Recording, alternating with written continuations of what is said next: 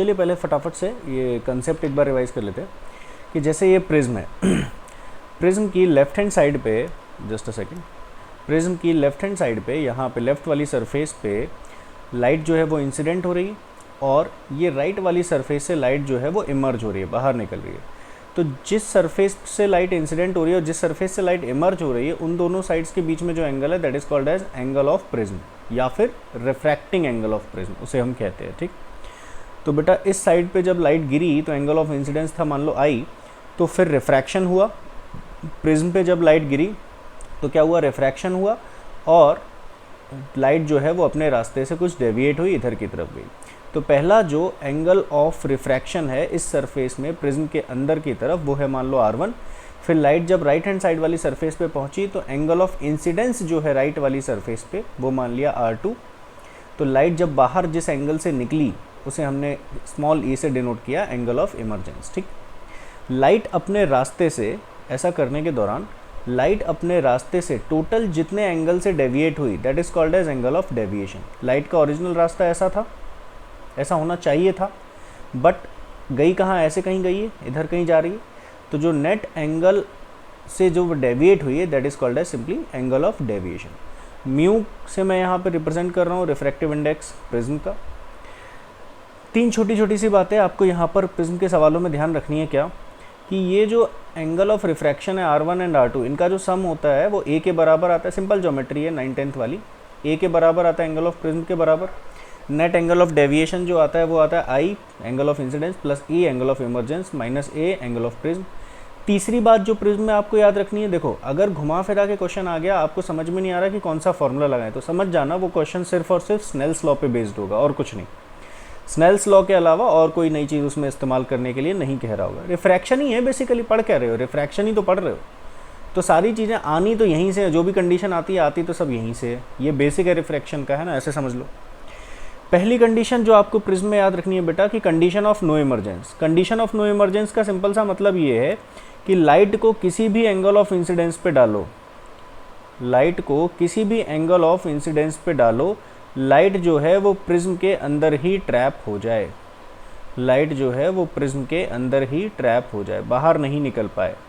तो इसको हम यहाँ पे कह रहे हैं कंडीशन ऑफ नो इमरजेंस। ठीक है, तो ये कंडीशन तब होती है जब रिफ्रैक्टिव इंडेक्स जो है वो ग्रेटर देन है कॉसेक A/2 से या फिर 1/sin A/2 से। अभी फ़िलहाल हम ये सब चीज़ें मान के चल रहे हैं कि ये जो बाहर की तरफ है मान लो एयर है, प्रिज्म के बाहर की तरफ जो है वो एयर है। ठीक है, ये सिंपल सा लॉजिक। ठीक, चलो अब तो रिफ्रैक्टिव इंडेक्स है वो ग्रेटर देन कॉसेक A/2 या फिर ग्रेटर देन 1/sin A/2, ये कंडीशन आप डायरेक्टली याद रखिएगा। ठीक है, चलिए इसके बाद नेक्स्ट कंडीशन जो ध्यान रखनी है प्रिज्म में, it is condition of maximum deviation. कि प्रिज्म में वो जो एंगल ऑफ डेविएशन था डेल्टा, वो मैक्सिमम कब होगा, तो वो तब होगा जब एंगल ऑफ इंसिडेंस जो है वो 90 डिग्री के बराबर हो। एंगल ऑफ इंसिडेंस जो है वो 90 डिग्री के बराबर हो, जिसे हम सिंपली ग्रेजिंग इंसिडेंस कहेंगे। कैसा, देखो ध्यान से, नीचे दिया हुआ है एंगल ऑफ इंसिडेंस जो नॉर्मल से, नॉर्मल, ये नॉर्मल हो गया, डॉटेड वाली लाइन है, ये प्रिज्म की इस सरफेस पे नॉर्मल हो गई। तो एंगल ऑफ इंसिडेंस जो है वो नॉर्मल से नापा जाता है। तो एंगल ऑफ इंसिडेंस को 90 डिग्री करना है, मतलब ये जो लाइट है ये बिल्कुल सरफेस से चिपकते हुए जा रही है, तो इसे हम सिंपली कह देंगे ग्रेजिंग इंसिडेंस। अब जब एंगल ऑफ इंसिडेंस बेटा क्रिटिकल एंगल होता है तो एंगल ऑफ रिफ्रैक्शन क्या होता है, 90 डिग्री। तो सिंपली उसी तरीके से principle of reversibility of light rays से अगर हम बात करें तो सिंपली एंगल ऑफ इंसिडेंस, जब, सुनना मेरी बात ध्यान से, एंगल ऑफ इंसिडेंस जब क्रिटिकल एंगल होता है तो एंगल ऑफ रिफ्रैक्शन 90 डिग्री होता है। तो उल्टी बात भी बिल्कुल सही होगी कि एंगल ऑफ इंसिडेंस जब 90 डिग्री होगा तो angle of refraction critical angle के बराबर होगा। तो कंडीशन ऑफ मैक्सिमम डेविएशन तो सिंपल सी ये है कि एंगल ऑफ इंसिडेंस 90 डिग्री होना चाहिए। उसमें और चीज़ें क्या क्या दिखती हैं वो मैं यहाँ पे बता रहा हूँ आपको, कि जब ऐसा करोगे तो अंदर जो एंगल ऑफ रिफ्रैक्शन इस सरफेस पे आएगा वो क्रिटिकल एंगल के बराबर हो जाएगा सिंपली। फिर ये एंगल अपन R2 से डिनोट करते थे, ये अपना एंगल ऑफ इमरजेंस है। और ऐसे केस में जो एंगल ऑफ डेविएशन होगा that is maximum angle of deviation, वो क्या हो जाएगा 90 प्लस E माइनस A। आई की वैल्यू कितनी है 90, ठीक है, प्लस E माइनस A। और E कैसे निकालें, फिर मन में सवाल आया कि सब जब एंगल ऑफ इंसिडेंस 90 डिग्री होगा तो एंगल ऑफ इमरजेंस क्या होगा। तो मन में अगर कोई सा भी सवाल आता है प्रिज्म से जुड़ा हुआ जिसमें आपको लग रहा है कोई फॉर्मूला नहीं दिया है तो समझ जाना स्नेल्स लॉ के अलावा और कोई नई चीज़ इस्तेमाल नहीं करनी है। तो यहाँ पे ये एंगल क्रिटिकल एंगल कैसे निकालते हैं पता है, ठीक, पिछली स्लाइड्स में अपन देख चुके हैं। फिर ये एंगल जो है वो एंगल ऑफ रिफ्रैक्शन, वो एंगल ऑफ रिफ्रैक्शन अपने लिए सिंपल सा, और ये अपने लिए एंगल ऑफ इमरजेंस, ये हमारा जो है वो एंगल ऑफ इमरजेंस। ठीक है, चलो बेटा अब दूसरी बात देखते हैं, condition of minimum deviation. Condition of minimum deviation, prism में मिनिमम डेविएशन कब अचीव होता है? प्रिज्म में मिनिमम डेविएशन कब अचीव होता है? बहुत इंपॉर्टेंट कंडीशन है ये, ध्यान रखनी है, एग्जाम में 3-4 बार पूछी जा चुकी है। वो तब होती है जब एंगल ऑफ इंसिडेंस और एंगल ऑफ इमरजेंस दोनों बराबर हों। मिनिमम डेविएशन प्रिज्म के थ्रू वो तब अचीव होता है जब एंगल ऑफ इंसिडेंस और एंगल ऑफ इमरजेंस दोनों बराबर हो। लेकिन इस कंडीशन में 2-3 बातें और हैं जो ध्यान रखनी है। जब angle of incidence angle of emergence के बराबर हो तो 2-3 चीज़ें और निकल के आती हैं जो ध्यान रखनी है। क्या? कि ऐसे केस में जो एंगल ऑफ डेविएशन है वो 2i माइनस ए हो जाता है, 2i माइनस ए हो जाता है। सर कैसे हो जाता है? सिंपल सा है यार ना, कि delta is equal to I plus E minus A है, और ई की वैल्यू को वो कह रहा है आई के बराबर रख दो, तो ई की वैल्यू को जब आई के बराबर रख देंगे तो आई प्लस आई 2i माइनस ए, ये ध्यान रखना ज़रूरी है थोड़ा सा। ठीक है, R1 और R2 दोनों की ही वैल्यू जो है वो a/2 के बराबर हो जाती है, दोनों की वैल्यू इक्वल हो जाती है। सबसे पहली बात, R1 और R2 दोनों एंगल ऑफ रिफ्रैक्शन जो थे उनकी वैल्यू इक्वल हो जाती है, और एंगल ऑफ प्रिज्म का जस्ट आधा a/2। ठीक, तीसरी बात, जो प्रिज्म के अंदर लाइट रे जाती है इस कंडीशन में वो बेस के बिल्कुल पैरेलल हो जाती है। देखो ध्यान से, यहाँ कोशिश की है, नहीं लगे तो समझ लेना, ये जो लाइट रे है प्रिज्म के अंदर जा रही है ये बेस के बिल्कुल पैरेलल जाएगी, बिल्कुल पैरेलल। ठीक, चौथी बात, एंगल ऑफ रिफ्रैक्टिव इंडेक्स जो है प्रिज्म का वो एंगल ऑफ मिनिमम डेविएशन के साथ किस तरह से डायरेक्टली रिलेटेड है? ये फार्मूला बेस्ड, शायद पिछले कुछ सालों में 2 बार ये डायरेक्ट फार्मूला बेस्ड सवाल पूछा गया है, 2-3 बार। ठीक है, mu is the refractive index of prism with respect to medium, है ना, यहाँ पे जो भी मीडियम है, एयर वाटर जो भी है, तो sine a plus delta minimum by 2, ठीक है, डिवाइडेड बाय साइन a/2। ठीक है, ये सिंपली से, तो mu is the refractive index of prism with respect to medium in which it is placed, that is being represented by mu. ठीक है, चलिए ये कंडीशन ध्यान रखिएगा। फिर बेटा अगर प्रिज्म बहुत थिन है, थिन का मतलब है एंगल ऑफ जो प्रिज्म है वो अगर 10 डिग्री या 10 डिग्री से कम है, तो ऐसे केस में जो एंगल ऑफ डेविएशन होता है वो सिंपली म्यू माइनस 1 इंटू ए हो जाता है। म्यू क्या है? रिफ्रैक्टिव इंडेक्स, है ना, म्यू क्या है? रिफ्रैक्टिव इंडेक्स, तो mu minus 1 into A is the angle of prism, ये डायरेक्टली याद रखना। इसके बाद बेटा जो हमें सिंपल सी बात ये पता है कि जब हम लाइट को अंदर डालेंगे, प्रिज्म पे इंसिडेंट कराएंगे वाइट लाइट को, ये सब बातें जो अभी पढ़ी वो मोनोक्रोमेटिक लाइट के लिए थी। अब अगर हम वाइट लाइट के लिए जानकारी इकट्ठी करना चाहें तो कुछ और जानकारियाँ भी इकट्ठी होंगी जो अभी तक पढ़ी उसके अलावा। वाइट लाइट में जब आप वाइट लाइट डालते हो प्रिज्म में, तो बेटा जैसा कि आपको पता है वाइट लाइट में 7 अलग अलग कलर होते हैं विबग्योर, और सबका वेवलेंथ अलग अलग होता है। तो वेवलेंथ सबकी अलग अलग होगी तो रिफ्रैक्टिव इंडेक्स भी सबका अलग अलग होगा, और रिफ्रैक्टिव इंडेक्स सबका अलग अलग होगा अगर सबके लिए, मतलब रिफ्रैक्टिव इंडेक्स अलग अलग होगा प्रिज्म का। तो अगर सबके लिए प्रिज्म का रिफ्रैक्टिव इंडेक्स अलग अलग होगा तो एंगल ऑफ रिफ्रैक्शन भी सबके अलग अलग आएंगे, एंगल ऑफ डेविएशन भी सबके अलग अलग आएंगे। तो इसीलिए जब वाइट लाइट डालते हैं प्रिज्म पे तो वो 7 अलग अलग कलर में टूट जाती है, क्योंकि सातों के साथ का वेवलेंथ अलग होता है। तो वेवलेंथ अलग होने की वजह से रिफ्रैक्टिव इंडेक्स अलग होता है, रिफ्रैक्टिव इंडेक्स अलग होने की वजह से सबका angle of refraction, angle of deviation सब कुछ अलग अलग होता है। क्योंकि वॉयलेट की जो वेवलेंथ है वो सबसे कम होती है, इसीलिए वॉयलेट का रिफ्रैक्टिव इंडेक्स जो है वो सबसे ज़्यादा होता है। वॉयलेट की जो वेवलेंथ है वो सबसे कम होती है, इसीलिए वॉयलेट का जो रिफ्रैक्टिव इंडेक्स है वो सबसे ज़्यादा होता है। ठीक है ना, और रेड का वेवलेंथ सबसे ज़्यादा होती है, इसीलिए रेड की रिफ्रैक्टिव इंडेक्स सबसे कम होती है। इसीलिए बेटा सबसे कम डेविएट हुई है रेड, और सबसे ज़्यादा अपने रास्ते से डेविएट हुई दिखाई दे रही है कौन सी?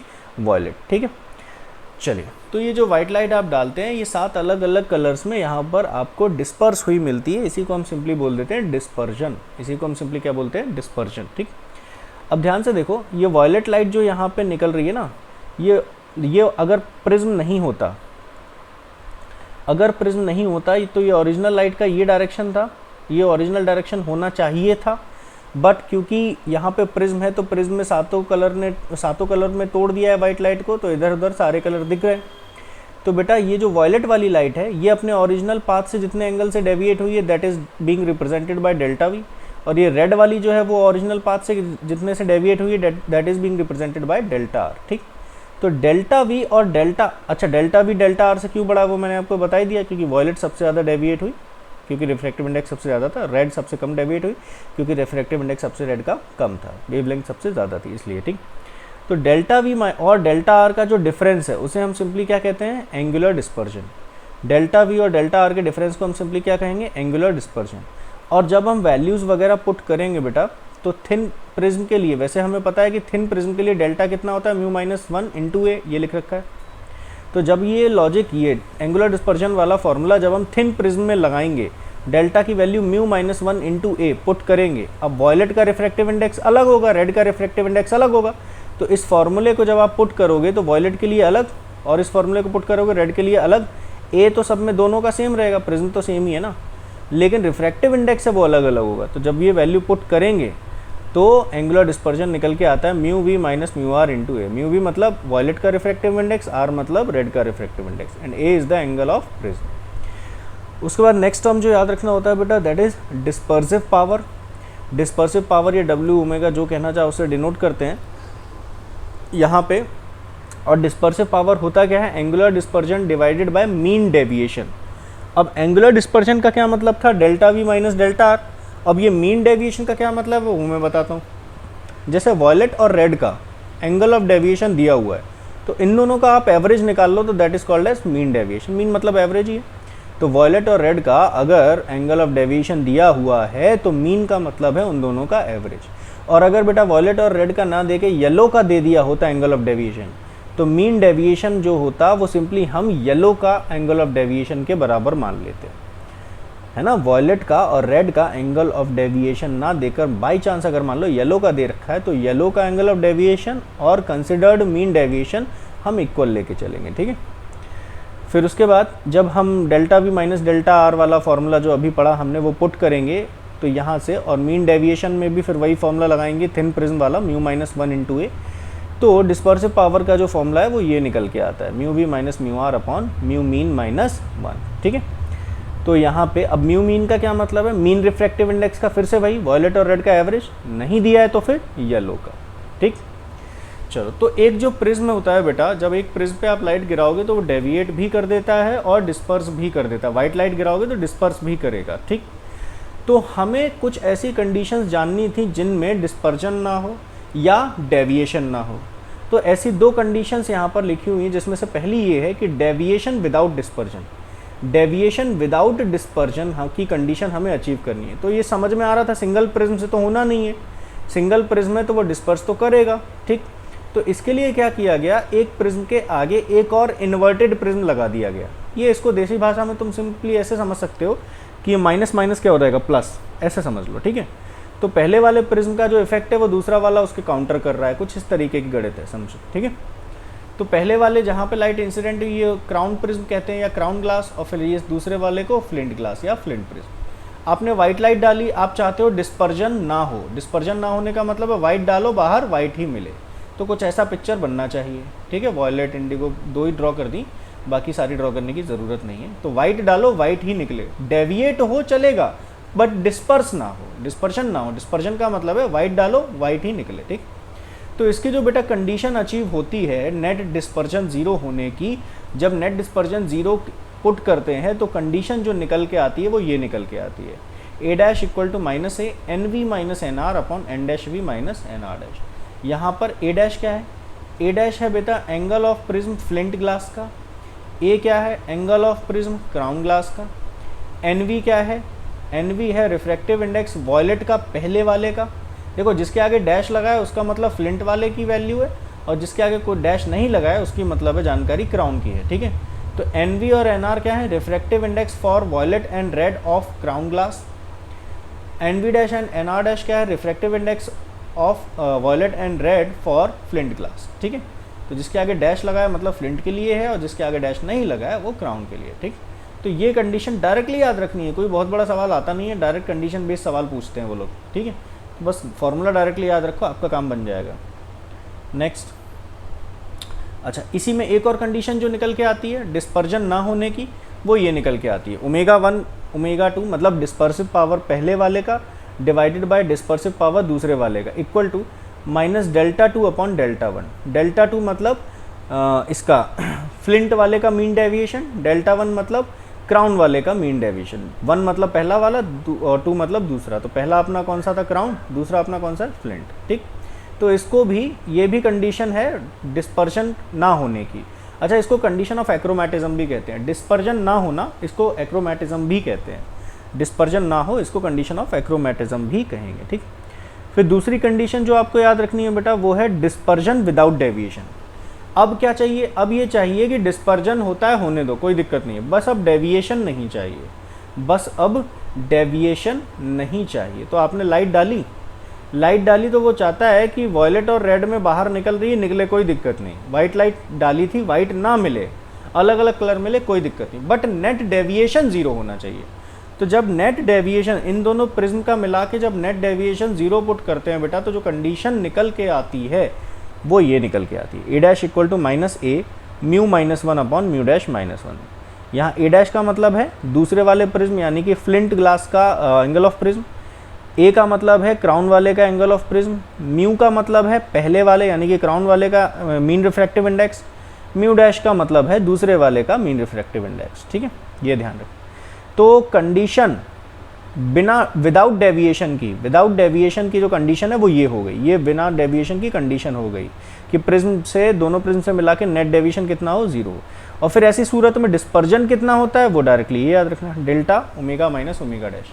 डेल्टा का मतलब है क्राउन वाले का मीन डेविएशन, ओमेगा का मतलब है क्राउन वाले की डिस्पर्सिव पावर, और ओमेगा डैश का मतलब है फ्लिंट वाले की डिस्पर्सिव पावर। ठीक है, तो ये डिस्पर्जन कितना होगा फिर आखिरकार, डिस्पर्जन विदाउट डेविएशन चाहिए ना, तो डेविएशन ना होने की कंडीशन ये, लेकिन डिस्पर्जन हो रहा है, तो डिस्पर्जन कितना हो रहा होगा टोटल, उसका फॉर्मूला ये ध्यान रखें। ठीक, चलिए, ये प्रिज्म के बारे में जानकारी थी। अब हम इसके कुछ क्वेश्चंस इकट्ठे करते हैं। ठीक है, क्वेश्चंस जो है वो सॉल्व करने की कोशिश करते हैं। ठीक, अच्छा, इसी में एक बात और, छोटी सी चीज़ और, कि अगर हम यहाँ पे थोड़ी सी मिसिंग होगी कि अगर हम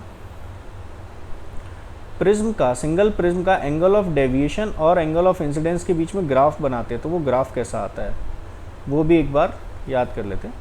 ये आई है, ये डेल्टा है, तो एंगल ऑफ डेविएशन और एंगल ऑफ इंसिडेंस के बीच का जो ग्राफ आता है वो कुछ ऐसा आता है, इस तरह से।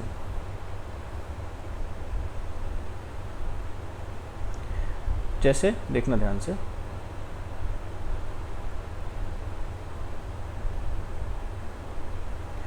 ये हो गया मान लो मैक्सिमम पॉसिबल डेविएशन। अब ये मैक्सिमम पॉसिबल डेविएशन कब होता है, जब एंगल ऑफ इंसिडेंस की जो वैल्यू हो वो 90 डिग्री हो।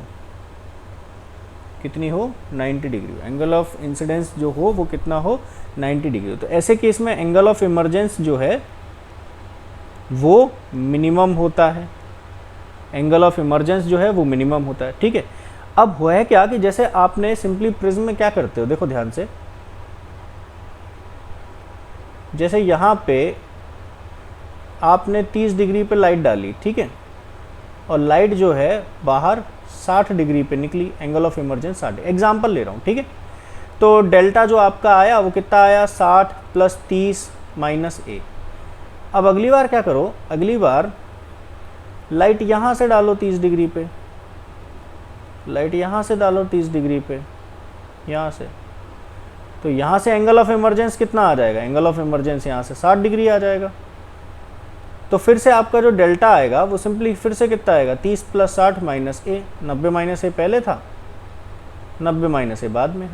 तो बेटा यानी कि एंगल ऑफ इंसिडेंस की वैल्यू, जैसे अगर मान लो x है, जैसे मैं एक और यहाँ पे बना दूँ फिर आपको शायद समझ में आ जाए। एंगल ऑफ इंसिडेंस की वैल्यू x है और एंगल ऑफ इमरजेंस की वैल्यू y है। एंगल ऑफ इमरजेंस की जो वैल्यू है वो है मान लो y। ठीक, तो बेटा ऐसे ही अगर एंगल ऑफ इंसिडेंस की वैल्यू y है, तो ऐसी सूरत में एंगल ऑफ इमरजेंस की वैल्यू क्या हो जाएगी, x। तो इन दोनों केसेस में जो एंगल ऑफ डेविएशन है वो बिल्कुल सेम आएगा ना, वो बिल्कुल सेम आएगा। वही आपको बताने की कोशिश कर रहा हूँ। ठीक है, कि अगर आप यहाँ पे इन्वर्ट कर दो, एंगल ऑफ इंसिडेंस की वैल्यू 30 डिग्री है, एंगल ऑफ इंसिडेंस की वैल्यू 60 कर दो। ठीक है, तो एंगल ऑफ इंसिडेंस की वैल्यू 30 डिग्री पे, एंगल ऑफ इमरजेंस मान लो 45 था, तो एंगल ऑफ इंसिडेंस की वैल्यू 45 पे एंगल ऑफ इमरजेंस की जो वैल्यू है वो 30 हो जाएगी। समझ रहे हो ना, मतलब रिवर्स वाला केस, वो रिवर्सिबिलिटी टाइप की चीज़। ठीक है, फिर इसी तरह से जब एंगल ऑफ इंसिडेंस की वैल्यू ई के बराबर होगी, तो ऐसे केस में जो एंगल ऑफ डेविएशन मिलता है वो कैसा मिलता है, वो मिनिमम मिलता है। ऐसे केस में जो एंगल ऑफ डेविएशन मिलता है वो कैसा मिलता है, मिनिमम मिलता है। ठीक है, तो इसी तरह से मैक्सिमम एंगल ऑफ डेविएशन भी दो वैल्यूज़ पे अचीव होगा एंगल ऑफ इंसिडेंस की। एक बार तब जब एंगल ऑफ इंसिडेंस 90 डिग्री होगा और उस समय एंगल ऑफ इमरजेंस मिनिमम होगा। एक बार तब जब एंगल ऑफ इंसिडेंस मिनिमम होगा और ऐसे केस में एंगल ऑफ इमरजेंस जो है वो 90 डिग्री होगा, मैक्सिमम पॉसिबल 90 डिग्री होगा। ठीक है, तो ये ग्राफ ध्यान रखेंगे अपन, सिंपल सा। ठीक, और डेल्टा का फॉर्मूला क्या है, डेल्टा का फॉर्मूला वही है आई प्लस ई माइनस ए, ये सिंपल सी बात। ठीक, चलिए अब इसके कुछ क्वेश्चंस की शुरुआत करते हैं बेटा। देखिए जैसे कि ये एक क्वेश्चन है 2014 का कि the angle of prism is a, one of its refracting surfaces is silvered, light rays falling at an angle of incidence 2a on the first surface returns back through the same path after suffering reflection at the silvered surface, the refractive index mu of the prism। अब prism में जो भी जानकारी अभी तक तुमने पढ़ी, क्या ये डायरेक्टली फार्मूला बेस्ड कोई सवाल लग रहा है? ऐसा लग रहा है कि कोई सा फार्मूला इस्तेमाल होगा? कोई सा फार्मूला इस्तेमाल नहीं होना है। जब समझ में आए कोई सा फार्मूला इस्तेमाल नहीं होना है तो फिर क्या है, स्नेल्स लॉ के अलावा और कुछ है ही नहीं। रिफ्रैक्शन पढ़ रहे हो ना, तो रिफ्रैक्शन में अगर कहीं फंसते हो तो बेटा रिफ्रैक्शन का बेसिक क्या है, स्नेल्स लॉ। वहीं से निकलो, कहीं से देखो वो क्या कह रहा है कि प्रिज्म का एंगल ऑफ प्रिज्म जो है वो तो ए है। एक सरफेस को सिल्वर कर दिया, मान लो इस वाली को कर दिया, तो इसको सिल्वर कर दिया तो ये प्लेन मिरर की तरह बिहेव करने लगी, मान लो। ठीक, अब लाइट रेज जो है वो एंगल ऑफ इंसिडेंस 2a पे पहली सरफेस पे गिरी। पहली सरफेस पे जब लाइट रे गिरी तो उसके गिरने के बाद ये हो गया मान लो एंगल ऑफ इंसिडेंस 2a। उसके गिरने के बाद वो दूसरी सरफेस पे गिरेगी जाके, और वो कह रहा है कि उस पे दूसरी सरफेस पे गिरने के बाद उसी रास्ते से वापस जा रही है, उसी रास्ते से वापस। तो बेटा प्लेन मिरर पे लाइट टकरा के उसी रास्ते से तभी वापस जाती है जब वो प्लेन मिरर के परपेंडिकुलर गिरे 90 डिग्री। मतलब इस सरफेस पे अगर मैं नॉर्मल ड्रॉ करूँगा तो ये लाइट जो है वो नॉर्मल की डायरेक्शन में गिरी और नॉर्मल से ही वापस आ गई, मतलब नॉर्मल इंसिडेंस था इस सरफेस पे। तो बेटा इस जगह पे इस सरफेस पे जो सिंपली R2 होता था, एंगल ऑफ इंसिडेंस R2, वो कितना हो गया, 0। 90 नहीं, एंगल तो हमेशा नॉर्मल से नापते हैं ना, तो ये लाइन जो है वो नॉर्मल की ही डायरेक्शन में है। एंगल ऑफ इंसिडेंस या एंगल ऑफ रिफ्रैक्शन नॉर्मल से नापते थे ना कि सरफेस से। तो अगर ये जो लाइट है वो नॉर्मल की ही डायरेक्शन में जा रही है तो नॉर्मल से एंगल कितना बना रही है, 0 डिग्री। वो तो 90 तो इस साइड से बना रही है एंगल ना। ठीक, तो जैसे कि हमें पता है R1 प्लस R2 की वैल्यू जो है वो a के बराबर होती है। अब R2 तो 0 है तो R1 की वैल्यू कितनी हो गई, a। R1 की वैल्यू कितनी हो गई यहाँ पे, सिंपली तुम्हारी a। R1 जो है वो सिंपली तुम्हारा a के बराबर होगी। तो बस अब इस सरफेस पे स्नेल्स लॉ लगा दो, इस सरफेस पे स्नेल्स लॉ लगा दो, यहाँ लगा दे रहा हूँ। ठीक है, तो बाहर एयर है मान लो, तो 1 sin 2a ना दिया हो तो एयर ही मान के चलना, इज इक्वल टू प्रिज्म का जो रिफ्रैक्टिव इंडेक्स है वो mu sine A.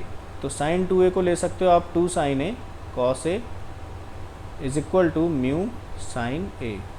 Sine A से साइन ए कैंसिल आउट हुआ, रिफ्रैक्टिव इंडेक्स सिंपली कितना निकल के आया, 2 cos a। तो ये हो गया आंसर। तो प्रिज्म में अगर तुम्हें लग रहा है ऐसा सवाल कि कुछ नया टाइप का है तो ध्यान रखना स्नेल्स। अब वो डिस्पर्जन से जुड़ा कुछ नया सवाल लग रहा है तो वो अलग कहानी है, बट प्रिज्म के बेसिक्स पे अगर कोई नया सवाल आपको दिख रहा है तो समझ जाना स्नेल्स लॉ के अलावा और कुछ नहीं है। ठीक है, चलिए नेक्स्ट क्वेश्चन देखते हैं। हाँ, ये क्वेश्चन बोला गया है कि लाइट रे जो है वो किसी एक फेस पे परपेंडिकुलरली गिर रही है और दूसरी सरफेस से वो टोटल इंटरनल रिफ्लेक्शन हो गया। ये ग्लास है, मान लो प्रिज्म ये ग्लास है, ये एयर है, तो यहाँ से लाइट का टोटल इंटरनल रिफ्लेक्शन हो गया, बाहर ऐसे गई और वापस चली गई, बाहर नहीं निकली। ठीक है, तो बताना है कि अगर एंगल ऑफ रिफ्लेक्शन 45 डिग्री है तो रिफ्रैक्टिव इंडेक्स की वैल्यू क्या हो सकती है। ठीक है, चलिए देख लेते हैं। ये आपका प्रिज्म हो गया,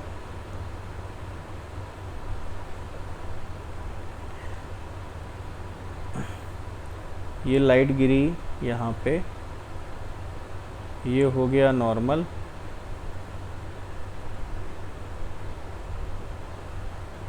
ये तो वो कह रहा है कि एंगल ऑफ रिफ्लेक्शन 45 डिग्री है, तो इसका मतलब है एंगल ऑफ इंसिडेंस भी 45 डिग्री होगा, ठीक। तो यहाँ पे टोटल इंटरनल रिफ्लेक्शन हो रहा है, तो टोटल इंटरनल रिफ्लेक्शन की कंडीशन ये होती है कि एंगल ऑफ इंसिडेंस जो है वो क्रिटिकल एंगल से बराबर बड़ा हो, सॉरी, तो एंगल ऑफ इंसिडेंस जो है वो 45 डिग्री है, तो it should be greater than critical angle.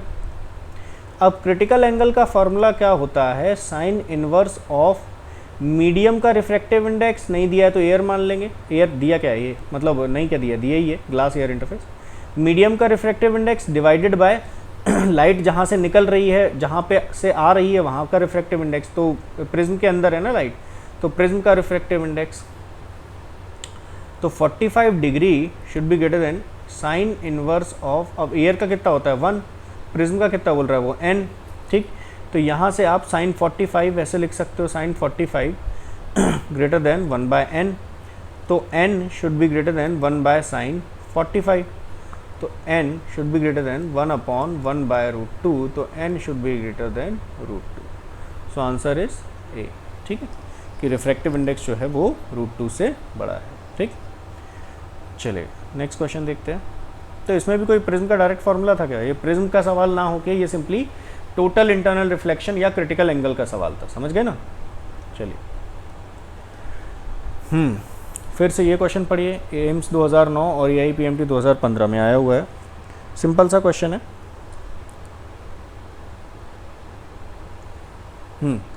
तो क्वेश्चन पढ़ के आपको दूर दूर तक लग रहा है कि इसमें कोई प्रिज्म का लॉजिक है फिर से वही क्रिटिकल एंगल और टोटल इंटरनल रिफ्लेक्शन वाला लॉजिक मिलेगा आपको। देखो कैसे, लाइट जो है वो यहाँ से ऐसे पैरेलल आ रही है, तो पैरेलल जब आ रही है तो ऐसे गिरेगी आके यहाँ पे इस जगह पे, सीधी गिरेगी, सीधी, ये 90 डिग्री पे इंसिडेंट हो रही है इस सरफेस पे, तो वैसे ही सीधी चली जाएगी बिना रिफ्रैक्शन के। तो यहाँ पे अब इस सरफेस पे रिफ्रैक्शन होगा, तो यहाँ पहले नॉर्मल ये रहा, मान लो ये नॉर्मल है, तो ये एंगल कितना हो गया 45 डिग्री। अब ये 45 डिग्री है, तो ये भी एंगल कितना हो गया 45 डिग्री।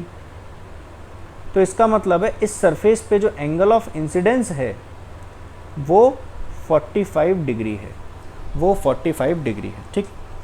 अब ज़रा एक चीज़ समझो, अगर मुझे ये जानना है कि इस सरफेस पे कौन कौन से कलर हैं जिनका टोटल इंटरनल रिफ्लेक्शन हो जाएगा, तो टोटल एंड इंटरनल रिफ्लेक्शन की कंडीशन फिर से कि एंगल ऑफ इंसिडेंस जो है वो क्रिटिकल एंगल से ज़्यादा हो, तो एंगल ऑफ इंसिडेंस 45 डिग्री है, should be greater than critical angle.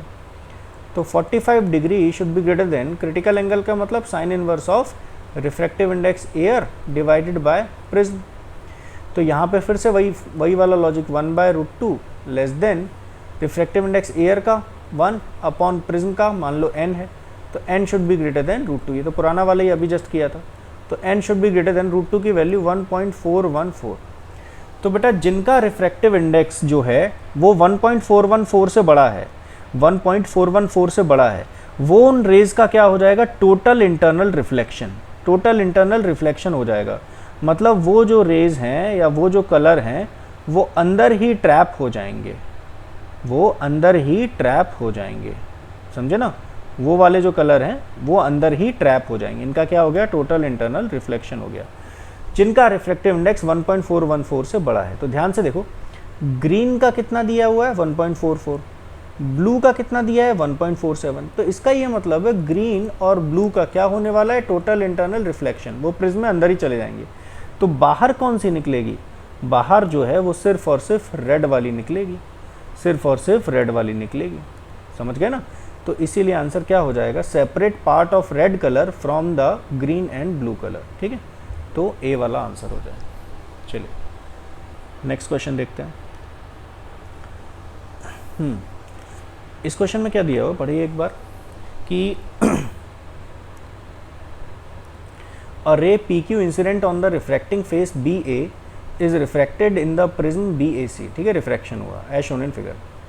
दूसरी फेस से निकल रही है वो, और निकल रही है उसको RS से रिप्रेजेंट किया है such that AQ is equal to AR, AQ is equal to AR, AQ is equal to AR।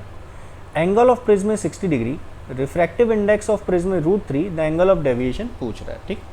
देखना ध्यान से, अब इसमें एक डेटा दिया हुआ है जिससे ना ये सवाल काफ़ी हद तक आसान हो गया, डायरेक्टली हो गया। कैसे, फॉर्मूला बेस्ड क्वेश्चन हो गया ये। कैसे, देखो ध्यान से, ए क्यू आर, ये एंगल कितना हो गया 60 डिग्री। ठीक, अब वो ये कह रहा है कि ए क्यू की जो वैल्यू है वो ए आर के बराबर है, ए क्यू की जो वैल्यू है वो ए आर के बराबर है। तो बचपन में एक चीज़ पढ़ी थी, अगर ये दोनों साइड बराबर है तो ये दोनों एंगल भी तो बराबर हो गए, थीटा 1 और इसको अगर थीटा 1 लिख दूँ मैं या थीटा लिख दूँ सिंपली, तो ये भी एंगल कितना हो गया, थीटा हो गया।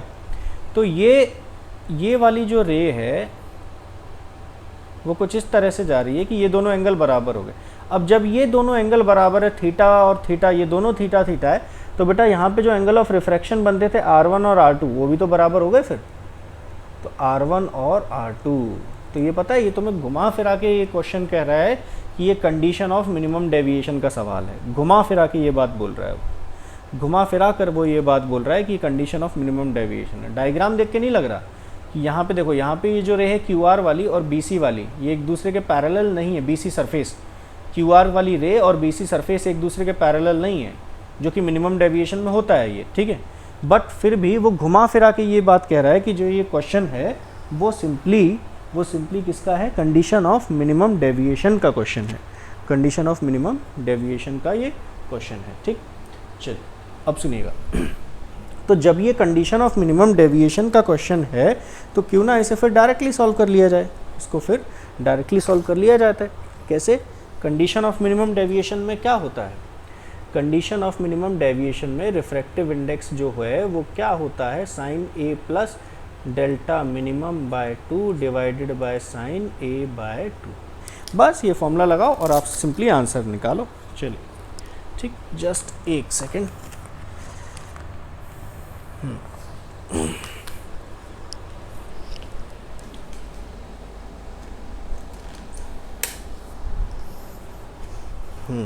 ठीक है, तो समझ गए ना क्या करना है। ठीक, चलिए तो इसके बाद फिर नेक्स्ट क्वेश्चन अब देखते हैं अपन। ठीक,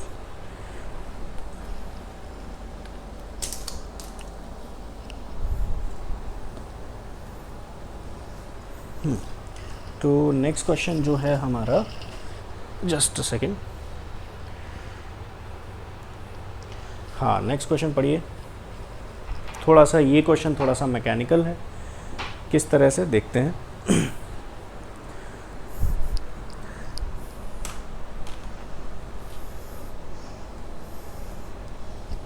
तो क्या कहा जा रहा है क्वेश्चन में कि एक आइसोसेलेस प्रिज्म है, ठीक, एंगल ऑफ प्रिज्म है 120 डिग्री वगैरह, और रिफ्रैक्टिव इंडेक्स जो है वो 1.44 है, और उसके बेस पे दो मोनोक्रोमेटिक पैरेलल रेज आती हैं, तो बताना है, और फिर बाहर वाली साइड से इमर्ज होती है, तो बताना है कि फाइनली क्या होगा। जो इमर्जिंग रेज हैं वो पैरेलल जाएंगी एक दूसरे के, या डाइवर्जिंग होंगी, या मिलेंगी एक दूसरे से इस एंगल पे या इस एंगल पे। ठीक है, इस तरह से देखते हैं क्वेश्चन। डायग्राम यहाँ बनाते हैं पहले।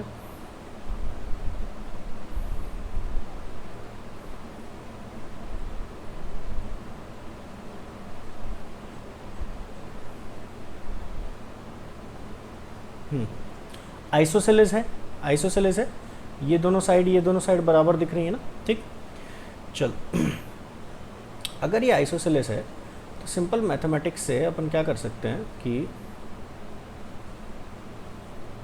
ये 120 टोटल एंगल था, तो ये एंगल कितना हो जाएगा 60, ये भी एंगल कितना हो जाएगा 60 डिग्री। ठीक, अब जब रे जो है, ये हटा दो एक सेकेंड,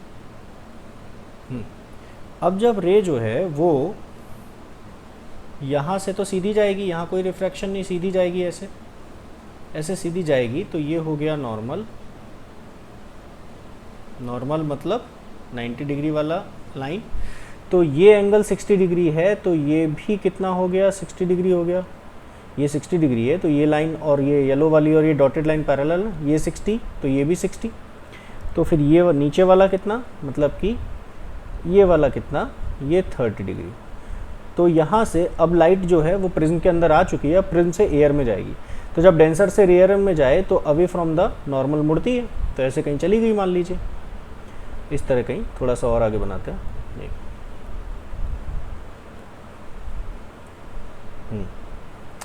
इस तरह कहीं पहुँची, तो एंगल ऑफ रिफ्रैक्शन है मान लो R। ठीक, तो एंगल ऑफ रिफ्रैक्शन निकालने के लिए कोई मेहनत का काम है कुछ भी नहीं, सिंपली इस जगह पे स्नेल्स लॉ लगाओ। तो प्रिज्म का refractive index 1.44, angle of incidence 30 degree, is equal to बाहर एयर, तो refractive index 1 into sine R, तो 0.72 साइन 30 की वैल्यू, साइन 30 की वैल्यू 1/2, तो 0.72 इक्वल टू साइन आर, तो आर की वैल्यू साइन इनवर्स ऑफ 0.72, ये एंगल ऑफ रिफ्रैक्शन आ गया। ठीक, तो फील आ रहा होगा कि ये जो क्वेश्चन है इसके ऑप्शन सी या डी में से कोई एक होगा। देख लेते हैं फटाफट से। अब ध्यान से देखिए, ये एंगल 60 है, तो ये एंगल कितना हो गया, ये 120 डिग्री हो गया। अच्छा, यही कहानी जो होगी वो नीचे वाली इस रे के साथ भी हो रही होगी, नीचे वाली रे के साथ भी वही चीज़ हो रही होगी, सेम चीज़, सेम बिल्कुल यहीं पे आके मिल रही होगी, सिमेट्री दिख रही है ना पूरी आपको। ठीक, तो ये एंगल थीटा मान लो, तो ये भी एंगल थीटा हो गया। ठीक, तो ये जो रेज हैं ये फाइनली मिल रही हैं और एक दूसरे से कितने एंगल पे मिल रही हैं, 2 थीटा। ये दोनों रेज जो हैं एक दूसरे से कितने एंगल पे मिल रही है, थीटा प्लस थीटा, 2 थीटा। तो अपन को 2 थीटा की वैल्यू निकालनी है। ठीक, तो अब ध्यान से देखिएगा, ये टोटल एंगल कितना है, 90। नॉर्मल जो है वो साइड से, नॉर्मल वाली सरफेस है वो इससे कितना एंगल बनाएगी, 90 डिग्री। तो ये जो एंगल है ये कितना हो गया, ये 90 माइनस आर, ये 90 माइनस आर। ठीक, अब ध्यान से देखो, sum of angles of a triangle 90 minus R plus 120 plus theta, 90 minus R plus 120 plus theta किसके बराबर होता है, 180 डिग्री के। ठीक, तो यहाँ से ये कितना बचा, जो तुम्हारा थीटा है वो कितना बचा, यहाँ से तुम्हारा थीटा बचा आर माइनस ये 90 प्लस 120 कितना हो जाएगा, 210, 180 माइनस 210 तो 30 डिग्री। ठीक, तो थीटा की वैल्यू सिंपली ज्योमेट्री से कितनी आ गई, आर माइनस 30 डिग्री। तो आंसर क्या हो गया, 2 थीटा, यानी कि 2 आर की value sine inverse of 0.72 minus 30 degree, ये हो गया आपका आंसर। ठीक, ये 2 तो C is the correct option. ठीक है, चलिए नेक्स्ट क्वेश्चन पे आते हैं।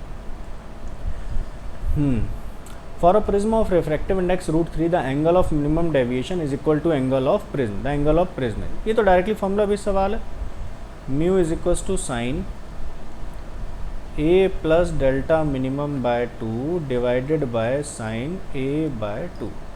सो refractive index is √3 is equal to sine, और वो कह रहा है कि एंगल ऑफ मिनिमम डेविएशन जो है वो एंगल ऑफ प्रिज्म के बराबर है, यानी कि a plus A, delta minimum भी a के ही बराबर है, by 2 upon sine a by 2। So √3 is equal to a plus A 2a, 2a by 2 a, तो sine a divided by sine a by 2। √3 is equal to half angle formula से sine theta को क्या लिख सकते हैं, 2 sine theta into cos theta, तो 2 sine a by 2 cos a by 2, तो sine a by 2, sine a by 2 numerator और denominator का कट गया। तो नेक्स्ट स्टेप में क्या बचा, √3 equal to 2 cos a by 2। So cos a by 2 is equal to √3 by 2। अब कॉस थीटा की वैल्यू कितनी होनी चाहिए, कि थीटा की वैल्यू कितनी होनी चाहिए कि कॉस थीटा √3 बाय 2 हो जाए, ऑब्वियसली 30 डिग्री। कॉस 30 की वैल्यू √3 बाय 2 होती है, तो a की वैल्यू कितनी आ गई, 60 डिग्री। ठीक, तो answer is C. Direct formula based सवाल था, कुछ भी नहीं। ठीक है, चलिए नेक्स्ट क्वेश्चन देखते हैं। ये क्वेश्चन पढ़िए, पढ़िए पहले, फिर मैं बताता हूँ।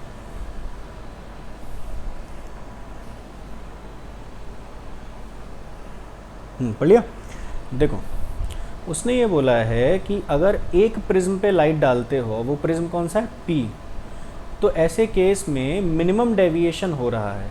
A given ray of light suffers minimum deviation in an equatorial prism P।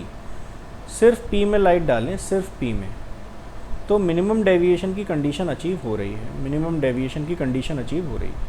अब उसने बोला कि P के आगे Q और R भी लगा दो, P Q और R लगा दो, तो डेविएशन क्या होगा, ज़्यादा होगा, नहीं होगा, पहले जैसा होगा, या टोटल इंटरनल रिफ्लेक्शन होगा। ठीक, तो बेटा ध्यान से देखो, P पे लाइट गिराई, लाइट ऐसे गई मिनिमम डेविएशन वाली कंडीशन पे। अब उसने बोला है कि Q और R जो है ना वो आइडेंटिकल हैं P के, मतलब जैसा P है ना, जितना रिफ्रैक्टिव इंडेक्स P का है उतना ही रिफ्रैक्टिव इंडेक्स Q का है, उतना ही रिफ्रैक्टिव इंडेक्स R का, आइडेंटिकल बोला है। ठीक, तो जब रिफ्रैक्टिव इंडेक्स P और Q का सेम है तो इनकी सरफेस पे रिफ्रैक्शन क्यों होगा, सिंपल, सीधी जाएगी ना ऐसे। क्यू और आर का रिफ्रैक्टिव इंडेक्स सेम है तो सीधी जाएगी ना बस, फिर बाहर निकलेगी तो ऐसे कहीं निकलेगी। तो बेटा जो डेविएशन पी के साथ अकेले में हो रहा था वही डेविएशन पी क्यू आर तीनों के बाद होगा। आर और पी सेम ही है ना, आर और पी सेम है, तो पी के साथ जो यहाँ हो रहा था वो आर के साथ यहाँ होगा, तो उतने ही एंगल पे फिर बाहर निकलेगी। तो डेविएशन सेम एज बिफोर। ठीक, चलिए नेक्स्ट क्वेश्चन देखते हैं। अब इसने ये बोला है कि when a glass prism of refracting angle 60 degree is immersed in a liquid its angle of minimum deviation is 30 degree, the critical angle of glass with respect to liquid medium is. Sir हमने तो अभी तक ये पढ़ा था prism को air में रखें तो फॉर्मूले आते थे, किसी मीडियम में रख दिया तो कोई दिक्कत नहीं है। वो जो फॉर्मूला पढ़ा था ना आपने, वो sine A plus delta minimum by 2 delta minimum by 2 upon sine A by 2, ये दरअसल प्रिज्म का रिफ्रैक्टिव इंडेक्स नहीं होता है, ये प्रिज्म का refractive index with respect to medium होता है, मीडियम। अब यहाँ मीडियम क्या है, यहाँ पे मीडियम है लिक्विड, तो प्रिज्म का refractive index with respect to liquid. तो यानी कि प्रिज्म का रिफ्रैक्टिव इंडेक्स अपॉन लिक्विड का refractive index is equal to sine refracting angle कितना है 60 डिग्री और एंगल ऑफ मिनिमम डेविएशन कितना है 30 डिग्री, तो 60 plus 30 by 2 divided by sine 60 by 2।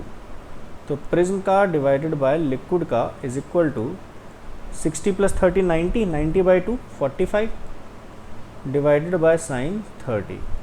तो प्रिज्म का रिफ्रैक्टिव इंडेक्स अपॉन लिक्विड का रिफ्रैक्टिव इंडेक्स इक्वल टू ये 1/√2, ये 1/2। तो prism with respect to liquid is equal to √2। ये सिंपली क्या बताया आपका √2। अब क्रिटिकल एंगल, तो क्रिटिकल एंगल क्या होता है, साइन इनवर्स ऑफ बाहर वाला मीडियम, बाहर कौन है लिक्विड, डिवाइडेड बाय प्रिज्म का रिफ्रैक्टिव इंडेक्स। ठीक है, तो साइन या सिंपली IC निकालना है ना, तो IC is equals to sine inverse of liquid का रिफ्रैक्टिव इंडेक्स अपॉन प्रिज्म का। तो प्रिज्म अपॉन लिक्विड क्या है √2, तो ये उल्टा कर दो 1/√2, कितना होता है 45 डिग्री। आंसर खत्म बात, कोई टेंशन की बात नहीं है। ये प्रिज्म का नहीं होता है, prism with respect to medium होता है, और विद रिस्पेक्ट टू का क्या मतलब होता है, दिस अपॉन दिस। ठीक है, refractive index of A with respect to B का मतलब है A अपॉन B, ये। ठीक, चलिए नेक्स्ट क्वेश्चन देखते हैं। The reason of seeing the sun a little before the sunrise is, क्या कारण होता है, सिंपली रिफ्रैक्शन, लाइट पहले दिखने लगती है सूरज से। ठीक, thin prism of angle 4 degree and refractive index 1.54 is combined with another thin prism P2 of refractive index 1.72 to produce dispersion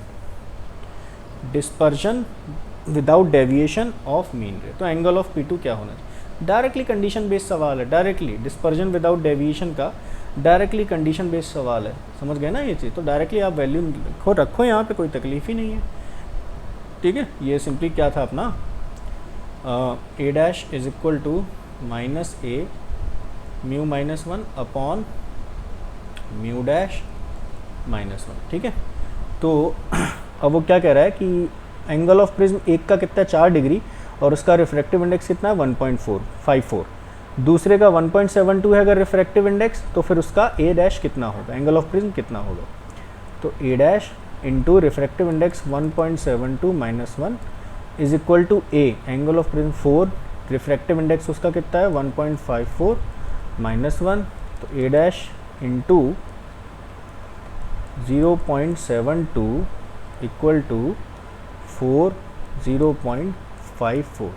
अब ये 0.72 72 बाई 4 कितना होगा 18, तो 0.18 इज इक्वल्स टू 0.54। तो A' की जो वैल्यू, मैग्नीट्यूड निकालना था, माइनस साइन इग्नोर कर दिया ना। ठीक है, वो पता ही है उल्टा रखते हैं इसलिए माइनस साइन आता है, तो दैट इज सिंपली आपका 3 डिग्री।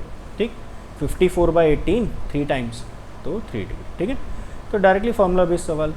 चलिए नेक्स्ट क्वेश्चन। पहले वाले इसमें बेटा, इसमें ध्यान से देखो, कंडीशन ऑफ एक्रोमेटिज्म पूछा है विदाउट डिस्पर्जन, है ना, condition of no dispersion.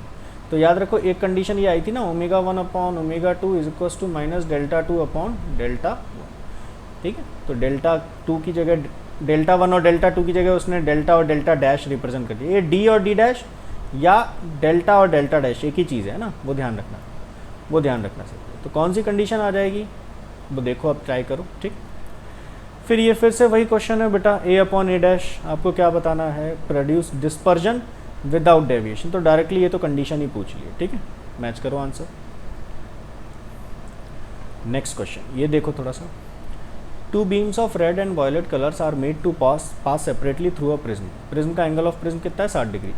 In the position of minimum deviation the angle of refraction will be, तो उसने बोला 30 डिग्री दोनों के लिए होगा, greater for violet greater for red, equal but not 30 degree for both the colours. अब तुम दिमाग लगाओगे इसमें बहुत सारा कि सर रेड का रिफ्रैक्टिव इंडेक्स जो है वो सबसे कम होता है, वायलेट का सबसे ज़्यादा होता है, सबसे ज़्यादा वायलेट का होना चाहिए, इधर उधर।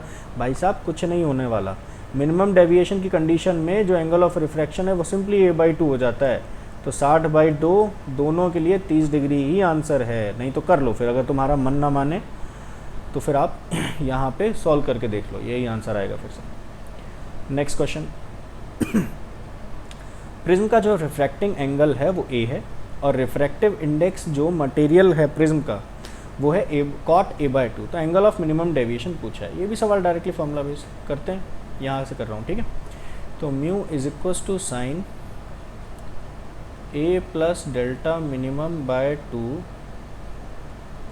Upon sine a/2। अब रिफ्रैक्टिव इंडेक्स कितना बोला है, cot a/2 is equal to sine, और रिफ्रैक्टिंग एंगल कितना है, a ही है, ठीक है। तो a plus delta minimum by 2 upon sine a/2। अब cot थीटा को क्या लिख सकते हो, cos अपॉन साइन, तो cos a/2 upon sine a/2 is equal to sine a plus delta minimum by 2 divided by sine a/2। ये हटाओ, तो यहाँ से क्या बचा, cos a/2 is equal to sign